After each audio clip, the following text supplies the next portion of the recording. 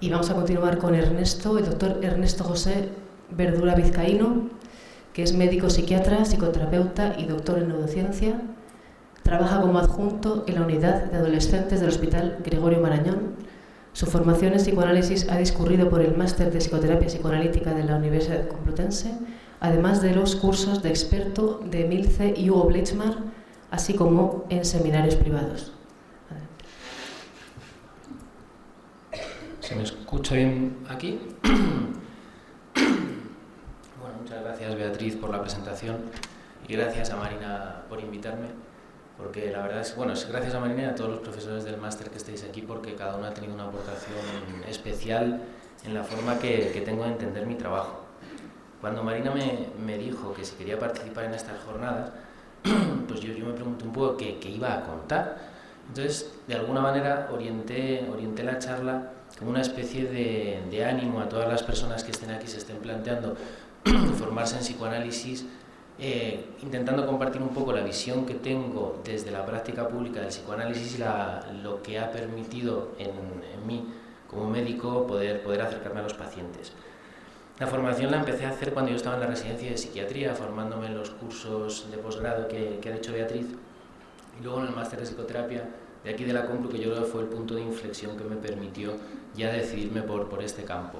Y realmente el psicoanálisis, yo podría decir que me ayuda, pero más que me ayuda es que es como el pilar fundamental con el que yo puedo trabajar. Hoy en día se podría decir en personas que tampoco saben mucho de psicoanálisis que la práctica de la psicoterapia psicodinámica tiene un lugar que está preestablecido en el consultorio privado. Y es verdad, en ese espacio se desarrolla sin ningún problema, pero también se desarrolla en la institución pública. Yo desde hace años trabajo en la unidad de adolescentes del Gregorio Marañón y cada día tengo que hacer frente al reto de encontrarme con chavales que ingresan entre 12 y 17 años, que son personas que si de por sí están transitando por una etapa crítica como es la adolescencia, por alguna razón han sido incapaces de sostenerse durante esta etapa de manera adaptativa en su entorno. Entonces te encuentras con un adolescente y además una escena familiar que en el mejor de las ocasiones te encuentras con unos padres que están desbordados, pero habitualmente no solo están desbordados, te encuentras con familias que están desestructuradas, con padres separados, muchísimas veces uno de estos padres desaparecido en otros países, situaciones sociales muy comprometidas como retiradas de custodia, guardas, tutelas, centros de menores, centros terapéuticos, medidas de protección. Es una problemática social considerable, añadida a toda la problemática de la psicopatología que tenemos. En estas circunstancias, el modelo médico actual, que es el que nos ampara en un hospital público, yo digo y pienso que es muy útil, porque proporciona un marco y una seguridad que estas personas en ese momento necesitan. Con este marco se les sostiene y se les tranquiliza en un momento en el que todo en su vida es pura inestabilidad. Sin embargo, si nos quedamos aquí, en un modelo médico, en un modelo psiquiátrico, lo único que yo creo que podríamos hacer es parchear y repetir. Una de las cosas que caracterizan a la unidad de adolescentes es que si ya en adultos el reingreso es habitual, en adolescentes no os lo podéis ni imaginar, reingresa muchísimo. Y lo que sí te das cuenta es que si empiezas a hacer un abordaje desde un punto de vista psicodinámico, esto cambia. ¿Cómo se puede evitar esta situación?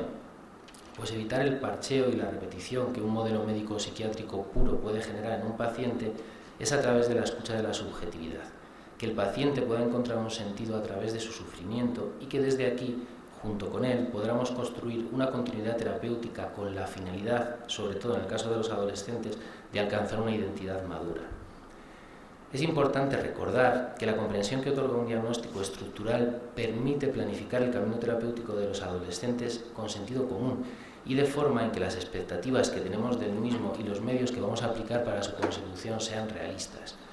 Hoy en día los diagnósticos de SM nos van a limitar muchísimo esto y solamente desde un punto de vista estructural podremos organizar desde la planta donde trabajo la intervención que se va a llevar a cabo después con los adolescentes. Ahora voy a hablar de una manera como puntual de tres aspectos que creo que son importantes comunicarlos. Por un lado, la relación que existe entre el psicoanálisis y la psiquiatría, actualmente a mi modo de ver, el papel que tiene el psicoanálisis en la institución un poco acerca de la adolescencia. En relación al psicoanálisis y la psiquiatría, la pregunta que yo creo que cualquiera de nosotros nos hacemos es si el psicoanálisis sigue siendo relevante para la psiquiatría en el momento actual. El psicoanálisis, dentro de las diferentes psicoterapias, trata de comprender la causa del padecimiento mental desde la intersubjetividad. La psiquiatría académica en las últimas décadas ha evolucionado con un objetivo muy claro, que es ser considerada como una especialidad médica más, aunque no lo es. Por lo que se ha sometido al abanderado de la medicina basada en la evidencia científica, y esto evidentemente no ha sido beneficioso para el psicoanálisis. Es más, en la práctica pública, en muchísimos países de habla anglosajona y también de habla española, el psicoanálisis hace años ha estado cerca de desaparecer. Sin embargo, a principios del año 2000 ha tenido un cierto resurgir en las instituciones académicas y clínicas. En el 2001, en la Asociación Psiquiátrica Mundial se creó la sección de psicoanálisis, que se denominó PIP, Psicoanálisis en Psiquiatría, y desde entonces cada vez ha tenido un poquito más de papel en los encuentros a nivel psiquiátrico y médico. La psicoterapia psicoanalítica, que es una de las derivaciones actuales del psicoanálisis, está evolucionando y de alguna manera sí que consigue mantenerse en el contexto que estoy mencionando cerca de la psiquiatría, gracias a que añade nuevas investigaciones y establece puentes y lazos con la neurobiología. Estas investigaciones no son muy útiles para el psicoanálisis, hay que ser sincero, pero sí que, y de hecho muchas veces los resultados son ambiguos, pero sí son útiles porque permiten dar entrada al psicoanálisis en la psiquiatría actual, la cual lamentablemente solo admite la evidencia científica como garante para poder otorgarle este lugar. Un ejemplo gráfico del papel que tiene el psicoanálisis a nivel clínico en las instituciones, he cogido una guía que viene en un artículo porque es una de las que aparece, es la guía canadiense para el tratamiento de los trastornos de ansiedad y depresión. Y esta guía en primera línea de psicoterapias nombra la psicoterapia cognitivo-conductual y la interpersonal, pero en segunda línea sí que nombra el psicoanálisis. Los estudios actuales sobre psicoterapia demuestran que esta iguala y en muchas ocasiones, sobre todo en trastornos de ansiedad, supera el abordaje farmacológico. Y aparte existen metaanálisis y revisiones sistemáticas ya centradas en psicoterapia psicoanalítica que proporcionan una base científica a esta forma de abordaje y que permite así que entre de manera arreglada en medios públicos y académicos, así como su recomendación en guías clínicas. Sin embargo, el psicoanálisis no se transmite con ensayos clínicos, se transmite a través de los casos individuales, tanto para su concepción teórica como para su aprendizaje técnico. Los casos individuales no comprueban hipótesis, pero esta no es la finalidad del psicoanálisis. El objetivo del psicoanálisis es el desarrollo de la teoría y de la técnica con un abordaje principalmente cualitativo. Por lo tanto, la investigación debe continuar en psicoterapia, debe continuar en psicoanálisis y en neurociencia, no con el objetivo de rescatar al psicoanálisis o de que el psicoanálisis mejore, sino con el objetivo de seguir incluyéndolo en el campo del saber actual, el cual está sometido al modelo científico. La formación MIR de los psiquiatras o PIR de los psicólogos, ni mucho menos forma psicoanalistas. Este debe ser un enfoque formativo, personal, basado en el compromiso ético de cada uno de los que nos dedicamos a esta profesión. Sin embargo, no se debe olvidar que la psiquiatría toma muchos conceptos del psicoanálisis que manejamos en el día a día entre muchos profesionales que no tienen mucha idea del psicoanálisis. Por ejemplo, la importancia de la alianza terapéutica, la escucha activa y empática, la existencia del inconsciente, la importancia de las experiencias del pasado, el trauma y la negligencia en el origen de la patología, la comprensión de la transferencia y de la contratransferencia, son conceptos que con compañeros de la clínica lo vas a estar escuchando todo el día y que sin embargo no tienen mucha formación. Por tanto, se puede decir que a pesar de la dificultad para la supervivencia del psicoanálisis en el mundo de la psiquiatría académica y clínica a nivel institucional, actualmente existe y es reconocido, aunque debe mejorar. Por eso yo creo que he venido un poco a hablar de estas cosas porque es tarea nuestra, tanto de los psiquiatras como de los psicólogos, el desarrollo de proyectos de investigación y la formación individualizada para no divergir demasiado del lenguaje científico de la psiquiatría actual. A nivel de la institución, del papel que puede tener el psicoanálisis en una institución pública, me he remontado a un texto de Freud de 1919 que no conocía, que lo he encontrado preparando esta charla, que se llama Nuevos caminos de la terapia psicoanalítica, de 1919, y que a mí me parece alucinante, porque es que dice lo que se piensa, o casi todos los que estamos aquí yo creo que pensamos que se tendría que empezar también a hacer hoy. Freud en esa época imaginaba un futuro fantástico donde el psicoanálisis pudiese llegar a mucha más gente que los escasos, como dice él, estratos superiores y pudientes de nuestra sociedad, que llegase a través de sanatorios o lugares de consulta que brindaran tratamientos gratuitos sostenidos por el Estado. Esto decía Freud, ¿vale? Y además añadía: cuando esto suceda, se nos planteará la tarea de adecuar nuestra técnica a las nuevas condiciones. Es posible que en muchos casos solo consigamos resultados positivos si podemos si podemos apoyar la terapia anímica con un apoyo material al modo del emperador José. Y también es muy probable que en la aplicación de nuestra terapia a las masas nos veamos precisados de aliar el oro puro del análisis con el cobre de la sugestión directa. y quizás el influjo hipnótico vuelva a hallar cabida, como ha ocurrido en el tratamiento de los neuróticos de guerra. Pero cualquiera que sea la forma futura de esta psicoterapia para el pueblo, y no importa qué elementos la constituyan finalmente, no cabe ninguna duda de que sus ingredientes más eficaces e importantes seguirán siendo los que de ella tome el psicoanálisis riguroso, ajeno a todo partidismo. Yo creo que traer esta cita es actualmente tremenda. Vamos. Desde 1920 han sido muchos los psicoanalistas que han desarrollado su trabajo en instituciones públicas en Europa. Por mencionar algunos, por ejemplo, Sándor Ferenczi en la Universidad de Budapest, Wilhelm Reich, Carl Jung en Suiza. Todos ellos aportaron cambios a la técnica de la psicoterapia psicoanalítica para crear un abordaje institucional y grupal diferente al psicoanalítico habitual. Hoy en día, también, lamentablemente, muchos de estos conceptos que ellos elaboraron se incluyen a veces de manera despectiva en lo que se denomina psiquiatría psicodinámica o psicología del yo. En Inglaterra, por ejemplo, en 1920 trabajan psicoanalistas que ofrecían tratamientos gratuitos, desarrollando considerables avances, sobre todo en psicoterapia grupal. Como todos conocéis, a Wilfred Bion, John Rickman, también Michael Balin, John Bowlby en la clínica Tavistock, en Francia Maud Manoni, en Argentina Pichon Riveri, en el antiguo Hospicio de las Mercedes y muchos otros. Es importante resaltar que el psicoanalista en la institución pública posee un papel de enriquecimiento recíproco. Por eso yo creo que es importante cuando un psicoanalista trabaja en la institución pública que se mantenga fiel a la forma que tiene de entender su trabajo. El psicoanalista se va a enriquecer de la clínica a la que tiene acceso en una institución porque es inmensamente superior a la que le puede proporcionar su consultorio privado, tanto en cantidad de casos como en gravedad, complejidad y abordaje interdisciplinar. Y para la institución, el enriquecimiento fundamental es el que le proporciona poder acceder a un conocimiento y entendimiento del padecer del paciente desde el enfoque psicoanalítico. Aunque el enriquecimiento sea recíproco, sin embargo, la presencia de un psicoanalista en una institución pública no es fácil. Víctor Corman, que también es profesor de este máster, en 1995, dice, repito bastantes de sus palabras, que el sufrimiento es el capital psíquico del que acude a consulta. El psicoanálisis aspira a poner a trabajar este capital, ayuda a tejer un nuevo tapiz con hilos viejos. Para el psicoanalista, el paciente tiene que aprender a hablar con voz propia, produciendo destituciones y constituciones subjetivas para que su malestar tenga un espacio donde surja como novedad inédita para paciente y terapeuta. Sin embargo, en la estructura hospitalaria y en la práctica médica, conduce a lo contrario. El sujeto deshabla, es decir, asume un rol de paciente asignado por la sociedad, despojándose de lo más propio de cada uno. En la institución se practica una clínica del síntoma, si tiene o no este síntoma, cuánto tiene, cómo lo vamos a quitar, en base a direcciones preestablecidas. La psicoterapia psicoanalítica aspira a que lo establecido como cotidiano pueda resultar extraño, tenga un sentido único, una creación subjetiva, caso por caso, sin ajustarse y cuestionando las categorías diagnósticas que hoy en día utilizamos. A la administración y gestión hospitalaria le interesan los indicadores de calidad del tipo número de pacientes atendidos por unidad de tiempo, cantidad de fármacos necesaria por mes, estancias medias. Hoy en día en la institución la psiquiatría imperante es la biológica. Trata de explicar el malestar subjetivo desde sus referentes orgánicos, problemas sinápticos, genéticos, moleculares. La psiquiatría hoy en día se está convirtiendo en una especie de neurología o bioquímica para poder mantener su estatus de científico, que le es imprescindible para poder sobrevivir siendo considerada como una especialidad médica más. Es muy difícil, por tanto, hacer un lugar en este discurso a temas trascendentales para el psicoanálisis como el deseo, el conflicto entre el deseo y sus ideales o el sentimiento de exclusión. La institución ofrece sobre todo dos actos terapéuticos, o bien el internamiento psiquiátrico o bien el alivio sintomático.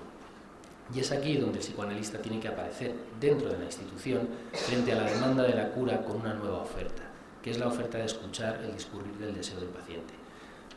Además de la dificultad de la institución, se suma muchas veces en este tipo de ámbitos la dificultad de trabajar con pacientes que en numerosas ocasiones no demandan nada, no demandan escucha ni cura, pacientes en los que su malestar no les suscita ningún enigma ni toleran la presencia del malestar como motor para averiguar la naturaleza de su deseo. Sin embargo, estos pacientes muchas veces solo tienen la oportunidad de recibir asistencia a nivel institucional y por ello hay que hacer lo posible para que empiecen a poner palabras a su sufrimiento. Si es necesario, yo creo, se deberá prestar el aparato psíquico del terapeuta para formular preguntas no formuladas, para legitimar sensaciones y percepciones y para actuar en ocasiones con indicaciones concretas para evitar la perpetuación del síntoma. Muchas veces es en la institución pública el único lugar donde el paciente puede contactar con el psicoanálisis. El psicoanálisis perdurará siempre y cuando se anime a avanzar más allá de lo establecido. Winnicott, en una carta que escribe a Melanie Klein en 1952, refiriéndose al lenguaje del habla del psicoanálisis, dice: «Personalmente pienso que es muy importante que la obra suya sea reanunciada por personas que hagan los descubrimientos a su manera y que presenten lo que descubren en su propio lenguaje. Solo de este modo se mantendrá vivo el lenguaje. Si usted estipula que en el futuro solo su propio lenguaje debe ser utilizado para la enunciación de los descubrimientos de otra gente, el lenguaje se convertirá en un lenguaje muerto». Y ya para terminar, voy a decir unas pocas palabras para el psicoanálisis, en relación al psicoanálisis y la adolescencia. Esto es un poco una arenga para aquellos que se estén formando y quieran trabajar con adolescentes, para animarles un poco. La adolescencia es un camino muy complejo de alejamiento y duelo respecto del niño que fuimos hasta la adquisición de la madurez. Los padres dejan de ser la referencia sustentadora, los dueños de la verdad, aquellos que poseen el saber sobre el deseo de su hijo. Esta progresiva percepción de la castración parental habitualmente es vivida con angustia y desamparo. Desamparo porque ya no hay otro que sea garante ni proveedor de respuestas más allá que el sujeto. Y aquí, aludiendo a lo que ha dicho Martina Bourlet, que me parece fundamental, a la dificultad de la etapa adolescente se le suma la facilidad con la que hoy en día se otorga un diagnóstico a un adolescente en cuanto no cumple con este u otro mandato. Así como otra dificultad que hoy en día está en primer plano, que es la que tienen los padres de ser ese otro que proporciona el borde y límite que el adolescente necesita para su evolución, función de otro que hoy en día no pocas veces se delega en terapeutas y en psiquiatras. En relación a los tres duelos de la adolescencia, que todos conoceréis, el duelo respecto al cuerpo infantil, a la identidad adolescente y al papel de los padres, recomiendo el libro de Aberasturi y Nobel, que es muy interesante y que todos os podéis leer. La adolescencia, por tanto, es un periodo ambivalente, contradictorio, con momentos de intenso dolor y choques con la familia de origen y entorno social. Todo ello ocasiona momentos de crisis que no deben confundirse con estados patológicos. El adolescente va a hacer constantes pruebas de ensayo-error entre la recuperación de su dependencia y la conquista de la independencia. Así, su evolución será a través de una combinación inestable de diferentes cuerpos e identidades. Por otro lado, el rechazo parental, que hoy en día también está muy vigente, respecto de la genitalidad de los hijos y el desarrollo de su propia personalidad, en ocasiones se enmascara con una excesiva libertad, que no es sino una forma de abandono. Y yo creo que es algo que está pasando permanentemente. Muchas veces, ante su dificultad de acción, el adolescente tiende a la intelectualización, a la búsqueda de solución teórica a sus problemas, a aislarse en temas de educación, amor, filosofía, religión, paternidad, en un mundo interno con un incremento de la omnipotencia narcisista y de la sensación de que lo de fuera es prescindible. Durante esta etapa es esencial ser capaz de llevar a cabo la separación de los padres, para lo cual la presencia de unas figuras parentales con roles bien definidos y una escena primaria amorosa y creativa facilitará al adolescente el pasaje a la madurez y el ejercicio de la genitalidad en un plano adulto. Si las figuras parentales no son estables o no están bien definidas en sus roles, puede que queden desvalorizadas por el adolescente y le lleven a buscar identificaciones con personalidades más consistentes y firmes en sentido compensatorio e idealizado. Es común la identificación con ídolos cinematográficos o deportivos y en otros casos la introyección adolescente que lleva a roles psicopáticos por actuación de actitudes que atribuye al personaje con el que se ha identificado. En general, estos son los párrafos que yo quería señalar a la situación adolescente actual, con la dificultad que tienen los padres en muchas ocasiones, por falta de tiempo y por falta de madurez, de proporcionar ese borde, y yo creo que el papel que tenemos todos de enfocar mucho las actuaciones que hagamos a esta población adolescente que, desde nuestro punto de vista hoy en día, es especialmente vulnerable. Y con esto ya termino.